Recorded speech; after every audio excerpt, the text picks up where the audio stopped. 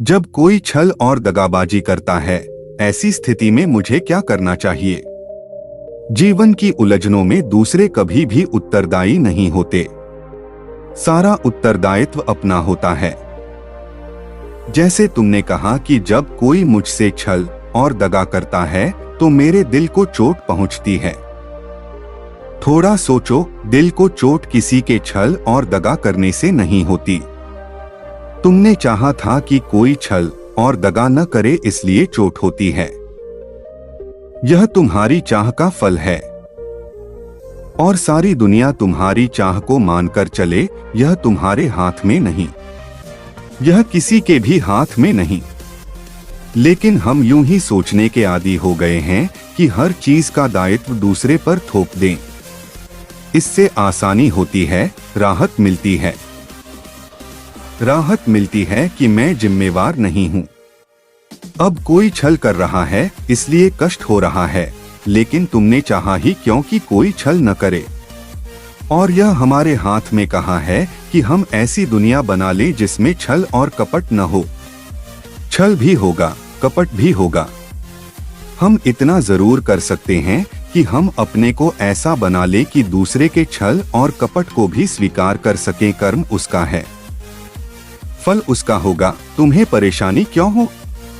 और तुम्हारी परेशानी उसके छल और कपट को नहीं रोक पाएगी। हाँ, तुम अगर गैर परेशान रह जाओ, तुम्हारी शांति में अगर कोई विघ्न और कोई बाधा न पड़े, तुम्हारा हृदय अगर निष्कंप रह जाए, कोई कलुष, कोई शिकायत, कोई शिकवा न उठे, तो शायद तुम उस दूसरे व्यक्ति को बदलने में समर्थ भी हो जाओ।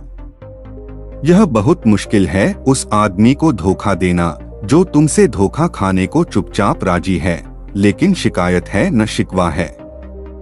इतना गिरा हुआ आदमी जमीन पर पैदा ही नहीं हुआ और न पैदा हो सकता है।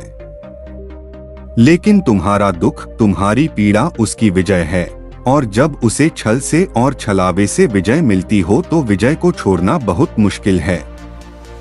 इस दुनिया में तुम्हें सब तरह के लोग मिलेंगे, और यूं तुम अगर हर आदमी से प्रभावित होते रहे, थपेड़े खाते रहे, तुम्हारे जीवन की नौका यूं ही डगमगाती ही रहेंगी।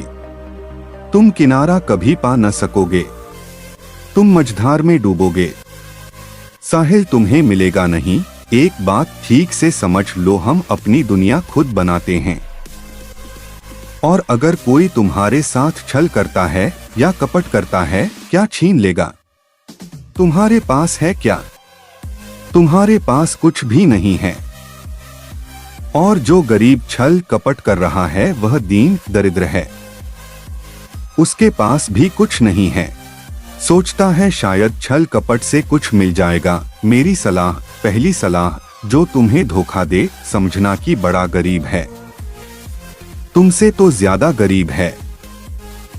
जो तुम्हारे साथ छल करे, कपट करे, समझना कि बड़ा दीन है, तुमसे तो बड़ा भिखारी है। उस पर दया करना, उस पर करुणा करना, इसलिए नहीं कि तुम्हारी दया और करुणा से वह बदल ही जाएगा। वह बदले या न बदले, लेकिन तुम बदल जाओगे। और असलियत बात यही है कि तुम बदल जाओ और तुम एक ऐसी स्थिति में आ जाओ कि दुनिया तुम्हारे साथ कुछ भी करे लेकिन तुम्हें डांवाडोल न कर सके। तुमने पूछा है कि लोग जब किसी वस्तु की तरह मेरा उपयोग करते हैं तो बड़ी चोट पहुंचती है, लेकिन तुम खुद अपने को वस्तु की तरह उपयोग कर रहे हो, यह तुमने कभी सोचा? तुमने अपने को आत्मा की तरह कभी उपयोग किया है? कभी जीवन के किसी क्षण में तुमने खुद अपने को वस्तु की तरह उपयोग किया है? एक शरीर मात्र, और जब तुम खुद ही अपने साथ यह दुर्व्यवहार कर रहे हो तो दूसरों से क्या शिकायत? वे तुमसे वही कर रहे हैं जो तुम अपने से कर रहे हो, और शरीर तो वस्तु है ही। तुम अपने भीतर छिपे हुए उस चैतन्य को पहचानने की कोशिश करो जो वस्तु नहीं है। फिर तुम्हारा कोई भी कैसा भी उपयोग करे, तुम भली भांति समझोगे कि तुम दूर खड़े देख रहे हो, वह तुम्हारा उपयोग नहीं है।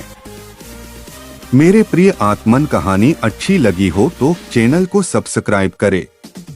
आपका बहुत बहुत धन्यवाद।